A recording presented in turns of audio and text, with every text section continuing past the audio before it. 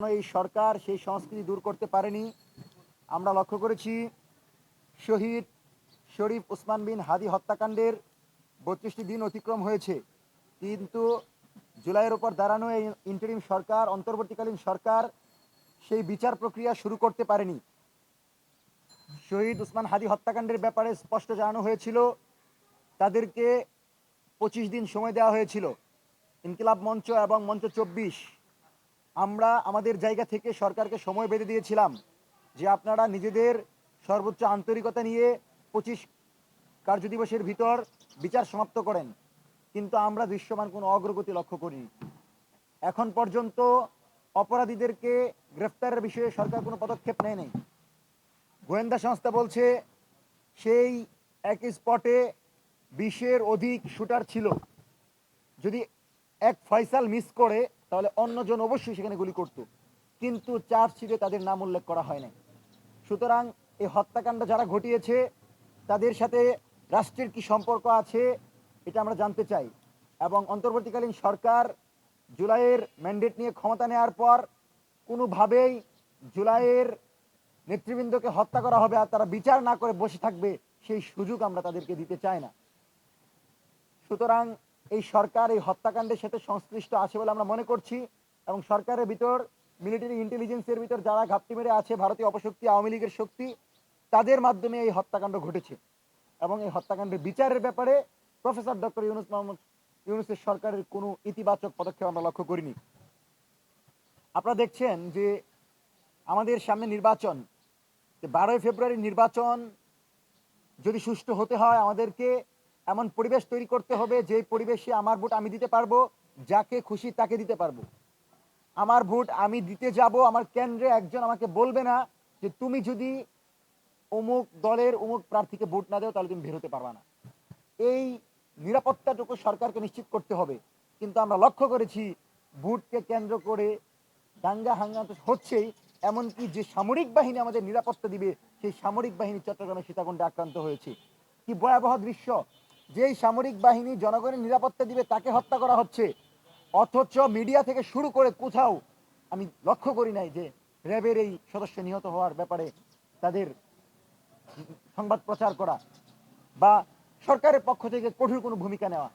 তাহলে আপনি এমন কোন দিকে হাঁটছেন, কার কথায় হাঁটছেন যে আপনি দেশকে অস্থিতিশীল করে আমার নিরাপত্তা দানকারী সংস্থাগুলো, আমার যেই সামরিক বাহিনী, তাদেরকে আপনি আমাদের মুখোমুখি করছেন এবং ক্রমাগত একটি সংঘাতের দিকে যাচ্ছে। মেজর শাহিন ভাই যেটা বলল যে রক্তপাতের নির্বাচনের দিকে যাচ্ছে এই সরকার, কিন্তু আমরা এইটা আমাদের কোনোভাবেই কাম্য না। তার বিপরীতে যদি আমাদেরকে বিপ্লবী সরকার গঠন করতে হয়, ইন্টারিমকে যদি ক্ষমতা থেকে নামিয়ে নতুন কোনো নির্বাচন চিন্তা করতে হয়, সেই চিন্তা করতে হবে, কিন্তু কোনোভাবেই রক্তপাতের দিকে আমরা যেতে পারি না। আপনারা লক্ষ্য করেছেন নির্বাচনে প্রার্থী কারা হবে? আমার দেশের জনগণ হবে। আমার দেশের যারা দীর্ঘ 16 বছর জুলুম নির্যাতনের শিকার ছিল, এদেশের নাগরিক তারা হবে। নির্বাচনে আপনি এমন কাউকে আনতে পারেন না যে সংসদে যাওয়ার পর জনগণের চাল, ডাল, তেল, কম্বলের টাকা চুরি করবে। যারা ঋণ খেলাপি করেছে এরা কুলাঙ্গার চোর, এরা যদি আবার ক্ষমতায় আসে আবারও জনগণের টাকা চুরি করবে, আবারও রাষ্ট্রের টাকা চুরি করে নিজের সম্পদ বৃদ্ধি করবে। আমরা আপনাদেরকে কিছু তালিকা দিচ্ছি। চট্টগ্রাম 4 আসন আসলাম চৌধুরী, সিলেট 1 খন্দকার আব্দুল মুক্তাদির, বগুড়া কাজী রফিকুল ইসলাম, ফেনী আব্দুল আউয়াল মিন্টু, যশোর এস আইয়ুব, ভোলা 2 হাফিজ ইব্রাহিম, কুমিল্লা মঞ্জুরুল আহসান মুন্সি, কুমিল্লা 3 শাহ মুফাজ্জল হোসেন কায়কোবাদ, কুমিল্লা 7 রেদওয়ান আহমেদ, কুমিল্লা 9 আবুল কালাম, ঢাকা 1 খন্দকার আবু আশফাক, বগুড়া 6 গোলাম মোহাম্মদ সিরাজ, গাজীপুর 4 রিয়াজুল হান্নান। এদের প্রত্যেকেই ঋণ খেলাপির প্রমাণ আছে, তারা ঋণ খেলাপি করেছে। এই কুলাঙ্গারদেরকে আপনি সংসদে নিতে পারেন না। এই কুলাঙ্গারদেরকে আপনি রিট করার কারণে হাইকোর্ট কোনো বিচার বিবেচনা না করে সরাসরি তাদের বৈধ ঘোষণা করে দিল। কি আজীব! কার ইশারাই হলো? কে এটা করলো? কোনো ঋণ খেলাপিকে আমরা নির্বাচনে অংশগ্রহণ করতে দিব না। এবং বাঁশের লাঠি তৈরি করে যদি কাউকে প্রতিরোধ করতে হয় সেটা করব, কিন্তু কোনো চুরকে বাংলাদেশের সংসদে আমরা যেতে দিব না। দ্বিতীয়ত, এই জাপা একবার না, দুইবার না, 10 বারের বেশি বলেছি, সংবাদ মাধ্যমে বলেছি, সংবাদ সম্মেলনে বলেছি যে 14 দল জাতীয় পার্টি মহাজোট বাকশালী মুজিববাদী কেউ নির্বাচনে অংশগ্রহণ করতে পারবে না। তারা যদি তাওবা করে সংশোধন করে আসতে চায়, গণতান্ত্রিক পদ্ধতিতে পরবর্তী নির্বাচনে আসতে পারে, কিন্তু কোনো বিচার বিবেচনা ছাড়া খুনিদেরকে সরাসরি আপনি নির্বাচনের সুযোগ দিচ্ছেন। এবং কত বড় দুঃসাহস, জাতীয় পার্টি কালকে বলল তারা নাকি না ভোটের প্রচার করবে। সরকারের সামনে দাঁড়িয়ে সরকারকে প্রশ্নবিদ্ধ করে তারা না ভোটের পক্ষে বক্তব্য দিচ্ছে, আর সরকার তাদের বক্তব্য বন্ধ করতে পারে না। দেশপ্রেমিক বহু সাংবাদিকের মিডিয়া আপনি বন্ধ করে দিতে পারেন, বহু সাংবাদিকের চ্যানেল আপনি উধাও করে দিতে পারেন, তার ভুল আছে তাকে বিচার করতে পারেন, সেটা নিয়ে প্রশ্ন না, কিন্তু সেগুলোর ব্যাপারে আপনার যেমন আগ্রহ, কিন্তু এই দেশে বসে যারা ক্রমাগত আমাদেরকে হত্যাযজ্ঞ করছে তাদের আপনি বিচার করতে পারছেন না, তাদের প্রচার বন্ধ করতে পারছেন না। আপনি দেখেন গতকাল, শুধু আপনারটা দেখাচ্ছি, যে আমাদের মঞ্চে 24-এর একজন সংগঠক নোমান সরাসরি পল্টন থেকে মুন্তাসির আহমেদ নামের ছাত্রলীগের একজন ভিডিও কলে জবাই করার হুমকি দিচ্ছে। সে পল্টনে আছে এখনো, সে আমাদেরকে জবাই করার হুমকি দেয়, কিন্তু সরকার তাকে গ্রেফতার করতে পারে না।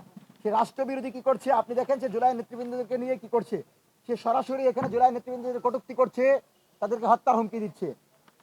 এমনকি সে গত পরশুদিন সরাসরি ভিডিও কল দিয়ে আমাদেরকে বলেছে যে প্রশাসন তাদেরকে কোনো কিছুই করবে না, এবং যখন আমরা এই মামলা নিয়ে যাত্রাবাড়ি থানায় যাই, সেই যাত্রাবাড়ি থানা আমাদের এটা গ্রহণ করতে চায় না। তাইলে যারা এখনো আওয়ামী লীগকে পৃষ্ঠপোষকতা করছে, আওয়ামী লীগের পক্ষে কাজ করছে, তাদেরকে গ্রেফতার না করে, তাদেরকে কারাগারে না রেখে বাংলাদেশে কোনো নির্বাচন হতে পারবে না, এবং সেই নির্বাচন সুষ্ঠু হবে না। আপনি লক্ষ্য করেন যে প্রফেসর ইউনূস বাংলাদেশে অন্তর্বর্তীকালীন সরকার, তার বৈধতা আমরা জুলাইয়ের ম্যান্ডেট দিয়েছি। তো প্রফেসর ইউনূস তাকে গ্রেফতার করতে পারে যে ওয়াকারের বিরুদ্ধে একটা বক্তব্য দেয়, সুরভিকে গ্রেফতার করে গুম করতে পারে, সে মেহেদিকে গ্রেফতার করতে পারে। মেহেদি বলেছিল যে আমরা প্রতিরোধ যোদ্ধা হিসেবে থানা পড়িয়েছিলাম, কিন্তু এই সরকারকে এত গালি দেয়, এত পীড়িত, এই যে মুনতাসির মাহমুদ আইডি থেকে প্রফেসর ইউনূসের গালি দিচ্ছে, তারেক রহমানকে গালি দিচ্ছে, তাকে কিন্তু গ্রেফতার করে নাই, কারণ সে আওয়ামী লীগের, হাসিনাকে সে মা ডাকে। তো আমাদেরকে জবাই করতে পারে, হুমকি দিতে পারে, সেই আইডিগুলো সচল থাকতে পারে, সেই চ্যানেলগুলো সচল থাকতে পারে, কিন্তু আমাদের জুলাই চ্যানেল বন্ধ করে দেওয়ার জন্য আপনারা খুব উদ্গ্রীব। সুতরাং এই সরকার যে কোন পথে হাঁটছে এটা আমাদের বোঝা হয়ে গেছে। এই সরকারের এই নির্বাচন আমরা এখনো মনে করি না কোনোভাবে সুষ্ঠু অসম্ভব, এবং একটা পাতানো নির্বাচনের দিকে যাবেন, প্রতিরোধ কাকে বলে দেখতে পারবেন। এবং আপনারা যারা ভাবছেন যে ক্ষমতায় বসে যাবেন, ক্ষমতা তো দূরের কথা, সংসদে যাওয়ার আগে জনগণকে প্রতিরোধ করতে হবে, জনগণের মুখোমুখি হতে হবে, এবং যে সেই নির্বাচন দিবেন, রাতের ভোট দিবেন, রাতের ভোট দিনে, দিনের ভোট রাতে করবেন, আর সংসদে চলে যাবেন, সেই দিন এখন নাই।